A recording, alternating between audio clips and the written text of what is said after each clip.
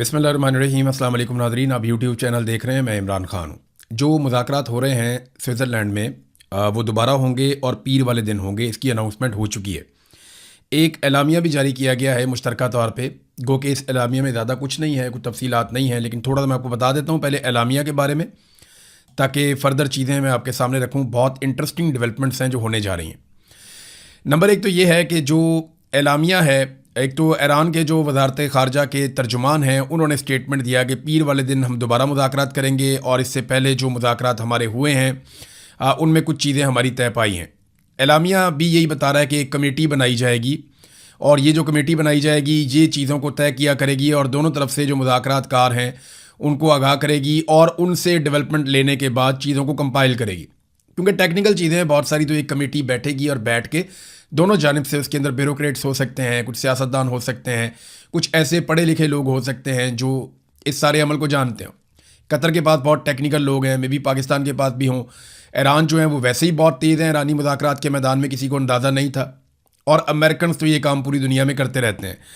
और भी कई लोग शामिल हो सकते हैं, लेकिन अभी एक कमेटी बनाई जाएगी, और ये कमेटी ईरान और अमेरिका के बीच में होने वाले मुज़ाकरात में जो पेशरफ्त है उसको रिकॉर्ड के ऊपर रखा करेगी और चीज़ों को आगे बढ़ाने में मदद देगी। ये है जनाब मुख्तसर एलामिया। अब हुआ क्या वो मैं आपको बता देता हूँ। देखिए, जो फ़ोटो सेशन होना था उसकी उम्मीदों में तो पानी फेर दिया। अगर फ़ोटो सेशन आ जाता तो बहुत रोला पड़ता, पूरी दुनिया में जनाब कामयाबी हो गई, दुनिया की हेडलाइन बनती। तो ईरान ने वो बनने नहीं दी, उन्होंने वहाँ से बाइकआउट किया। बाइकआउट तो नहीं कह सकते, आप वॉकआउट कह सकते हैं। वॉकआउट किया उन्होंने कि हम यहाँ से जा रहे हैं, और उसकी वजूहात उन्होंने सादी सादी बताई। तो डोनाल्ड ट्रंप बहुत बदतमीज़ी कर रहे हैं, वो जो बातें कर रहे हैं वो जेब नहीं देती। यानी वो लगातार हमें धमकियाँ दे रहे हैं, लगातार हम पे हमले की बात कर रहे हैं। तो ऐसे माहौल में जब हम मुज़ाकरात कर रहे हैं तो इस तरह के गैर जिम्मेदाराना बयानात नहीं देने चाहिए। दूसरा, उनको जो बड़ा प्रॉब्लम है वो ये है कि जंगबंदी तो पूरे खित्ते में हमने की थी, तो लबनान में जंग क्यों जारी है और इसराइल वहाँ पे कब्ज़ा छोड़ता क्यों नहीं है। जनूबी लबनान के एक बड़े हिस्से पर, अगर आप मैप में देखें तो जनूबी लबनान आपको यहाँ नज़र आ जाएगा। ये एक बड़ा हिस्सा है जनूबी लबनान का जो इसराइल के साथ साथ ऊपर लगता है। यहाँ पे इसराइली फ़ौज ने कब्ज़ा कर लिया है। मैंने आपको बताया था कि एक बहुत बड़ा ब्यूफोर्ट कैसल है, उसके ऊपर भी कब्ज़ा कर लिया, उसके पूरे इलाके पे भी कब्ज़ा कर लिया। कई जो वहाँ पे स्ट्रेटेजिक लोकेशंस हैं वहाँ पे इसराइल ने अपना कब्ज़ा किया हुआ है। नेतन्याहू ने कैटेगोरिकली कहा कि हम अब यहाँ से पीछे नहीं हटेंगे, हमारी फ़ौज यहाँ से पीछे नहीं जाएगी। इसराइली फ़ौज जनूबी लबनान नहीं छोड़ेगी। नेतन्याहू का दो टोक ऐलान। इसराइली फ़ौज जनूबी लबनान में कायम सिक्योरिटी जोन में अपनी मौजूदगी बरकरार रखेगी, और वहाँ से इनखला का फैसला सिर्फ इसराइल की सिक्योरिटी ज़रूरियात को मद्देनज़र रखकर किया जाएगा। ये वो कहते हैं कि इसराइल का जो शुमाली इलाका है उसके साथ अब जो लबनान का वो जनूबी एरिया लगेगा ना, क्योंकि एक तरफ का जनूब है एक तरफ का शुमाल है। वो कह रहे हैं जी इसको महफूज रखने के लिए हम वो इलाका खाली नहीं करेंगे, उसको नहीं छोड़ेंगे। अच्छा, अब वहाँ पर क्योंकि इसराइल ने कब्ज़ा किया है तो कब्ज़ा छुड़वाना जो है मकामी लोगों की जिम्मेदारी होती है। अब वो अपना कब्ज़ा छुड़ाने के लिए जोर लगा रहे हैं, जिसे हिजबुल्लाह के हमले करार दिया जा रहा है, और हिजबुल्लाह ही है जो जोर लगा रही है। तो इसमें अमेरिका ये कहता है कि हिजबुल्लाह को कहो कि वो इसराइलियों को अपना इलाका खाली करने पर मजबूर ना करे। यानी हिजबुल्लाह के इलाकों पे जो कब्ज़ा कर लिया इसराइल ने, वो कब्ज़ा वापस छुड़वाने के लिए हिजबुल्लाह कुछ ना करे। अच्छा, हिजबुल्लाह अगर कुछ ना करे तो फिर कौन करेगा? किसी को तो करना पड़ेगा। डोनाल्ड ट्रंप को जोर लगाना पड़ेगा, अमेरिका को या इत्तहादियों को, कि आप इसराइल को कहें कि वो जो इलाके लबनान के हैं वो लबनान को वापस कर दे, और जनूबी लबनान से निकलकर इसराइली हुदूद में वापस चला जाए, चीज़ें नॉर्मलाइज हो जाएंगी। अब ईरान ने फ़ोटो ना बनवाकर काफ़ी उम्मीदों पर पानी तो फेर दिया, लेकिन कुछ चीज़ें जो है ना बहुत ज़रूरी है। आने वाले दिनों में पीर को दोबारा मुज़ाकरात होने हैं। ये जो चीज़ें ज़रूरी है ना, उनमें एक तो ये कि डोनाल्ड ट्रंप पे कंट्रोल।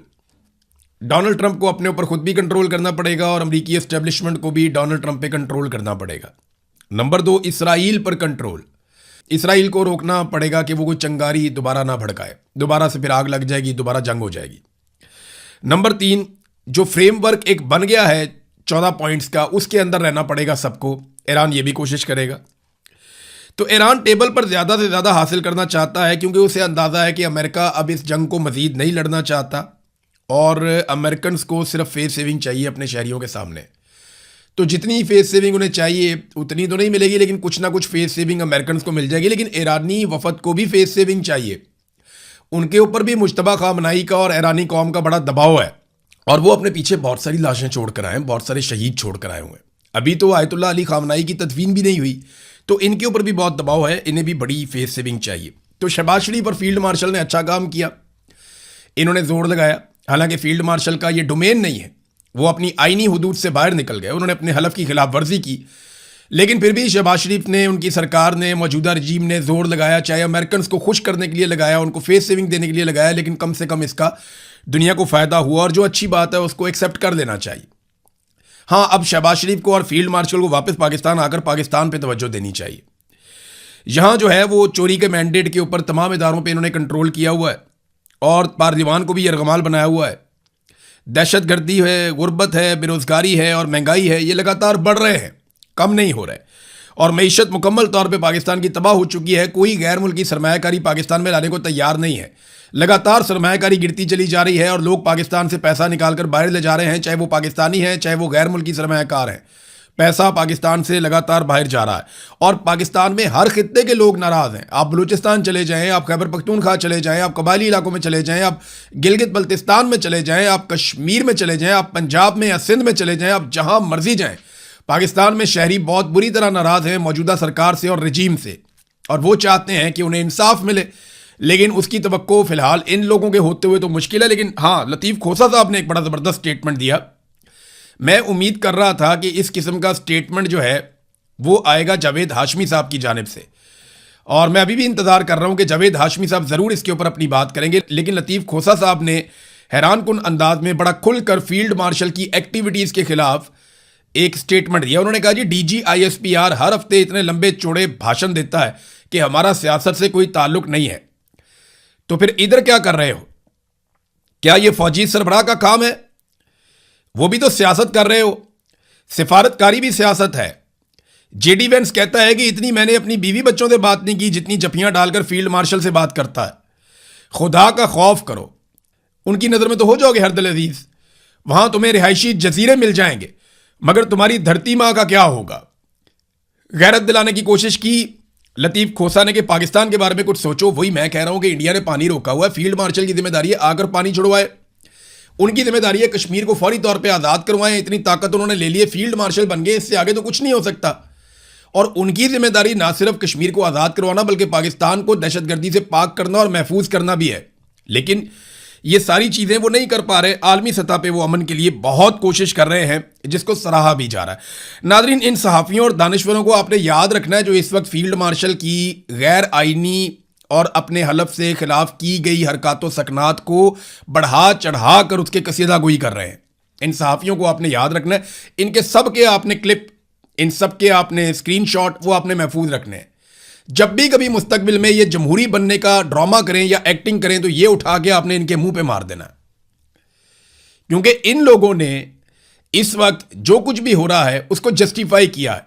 इमरान खान के बुग़्ज़ में और नफरत में ये बिला वजह एक ऐसे आदमी की गेम उठा रहे हैं जिसका ये काम ही नहीं है। मैं कल भी ये कह रहा था कि कोई मुल्क अपने आर्मी चीफ को नहीं लेकर आया, सिर्फ पाकिस्तान अपने आर्मी चीफ को लेकर गया। क्यों? बाकी ममालिक बहुत समझदार है, उन्हें पता है सरकारी मुलाजिम है, इसका काम सिक्योरिटी की ड्यूटी है, इसको ले जाके हम कहाँ मुज़ाकरात के अंदर बिठा लें। लेकिन पाकिस्तान के अंदर आपको पता है कि उनका डंडा चलता है, उनकी ताकत चलती है, तो जो उनका दिल करता है वो करते हैं।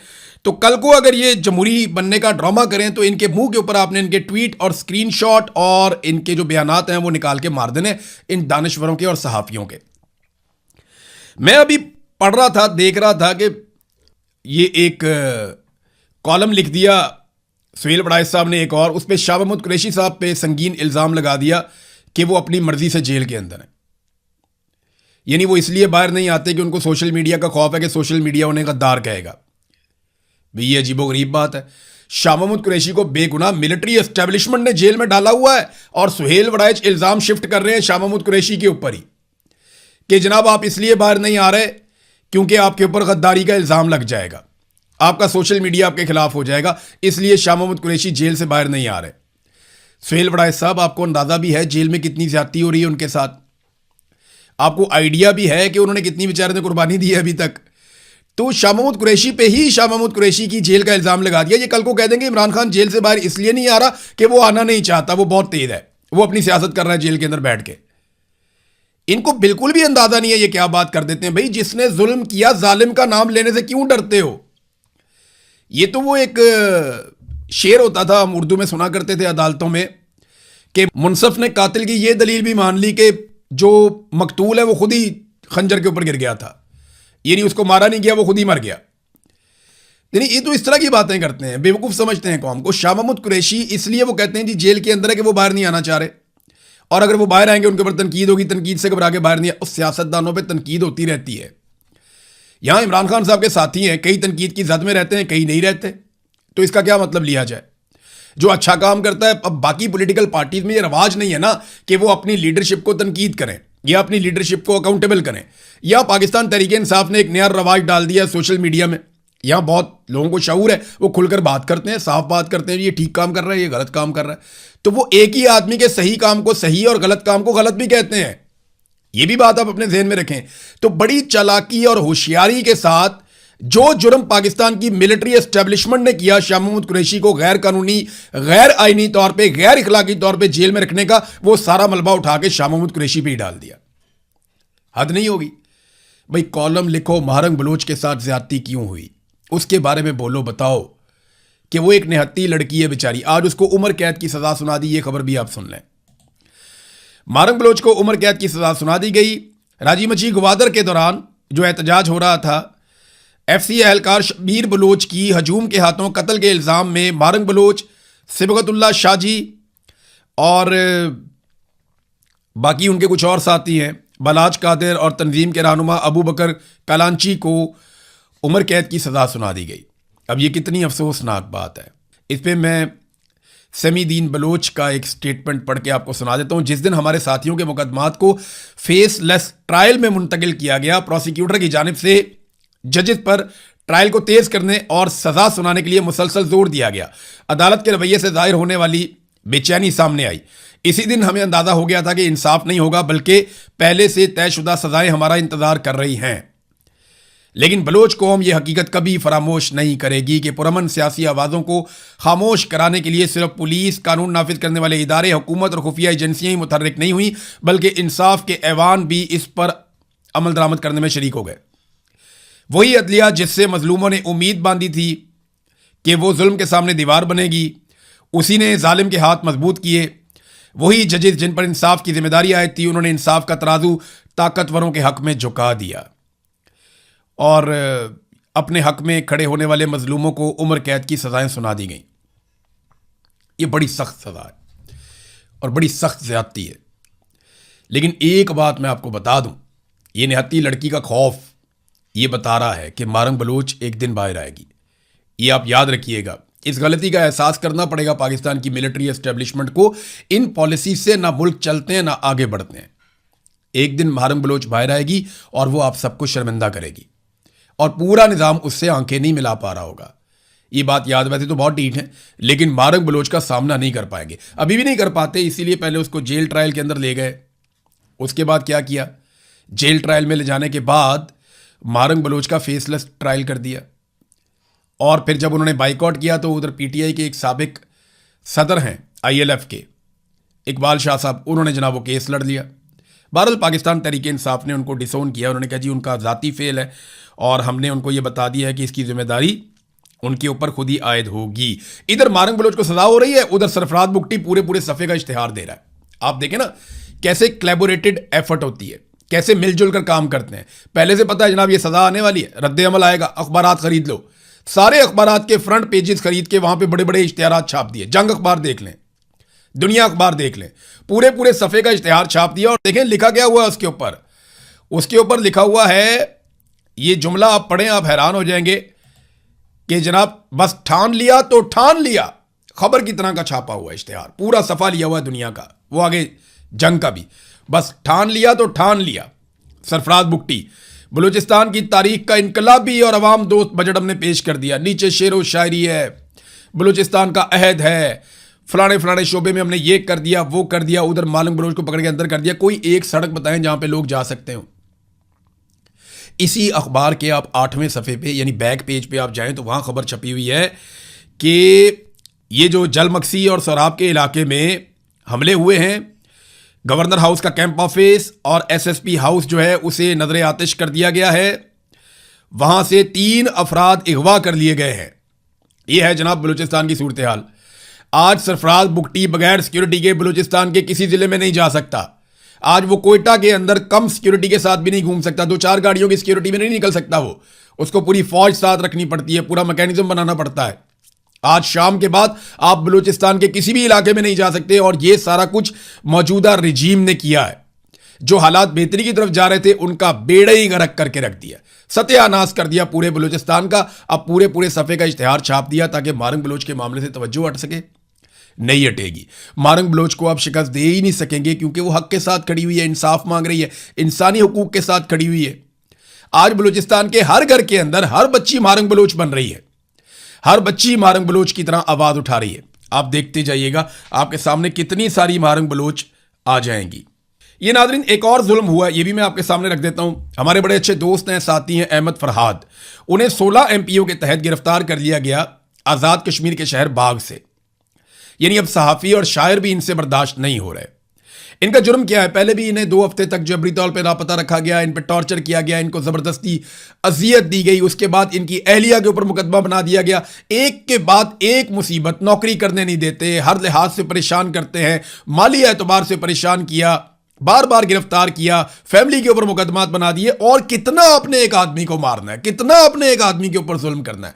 क्या बनाना चाहते हैं आप उसे? करना क्या चाहते हैं आप उसके साथ? हर आजाद दिमाग को आप कैद करना चाहते हैं? क्या हर उठती हुई आवाज को आप दबाना चाहते हैं? ये सारा कुछ वापस आएगा, याद रखिएगा, और सूद समेत वापस आएगा। ये तारीख का सबक है, आपको अभी समझ नहीं आ रहा, लेकिन वक्त आएगा आपको जरूर ये बातें समझ आएंगी। लेकिन अब पछताए क्या जब चिड़ियां चुग गई खेत। अब तक के लिए इतना ही। अपना ख्याल रखिएगा, अपने चैनल का भी। अल्लाह हाफ़िज़।